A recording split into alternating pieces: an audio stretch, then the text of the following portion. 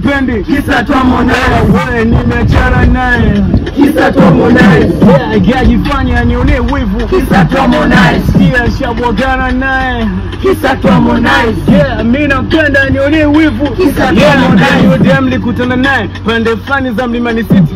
Alikuwa toka kwenye Shakonde Boy, mimi natoka Mitikasi, basi kikamanda nikapost namba nikapiga sana, mtoto akakubali. Sikuamini kama atakubali, maana mtoto alikuwa mkali. Penzi likataa bwana, likataa ile tamu kishenzi, ila tu alianza kuniboa, kujifanya uko busy na Harmonize. Picha linaanza kwenye DP yake WhatsApp, keka picha ya Harmonize FB, atumii jina lake, eti anajiita Harmonize. Nikaona huyu sasa tunapelekea tanditia chizi, ngoma zangu alikuwa asikilizi, kuta uko busy na Harmonize. Oya, unaweza kusema kichaa, true story, yani yule kichaa nilikuwa nikimwita mama mtu, anaitika bombo kla. Oya, nilishangaa, yani nilipigwa na butwa mbele ya baba mko, mbele ya mama mko, na mwita anaitika bombo kla. Oya, we nimeachana naye, kisa tu Harmonize.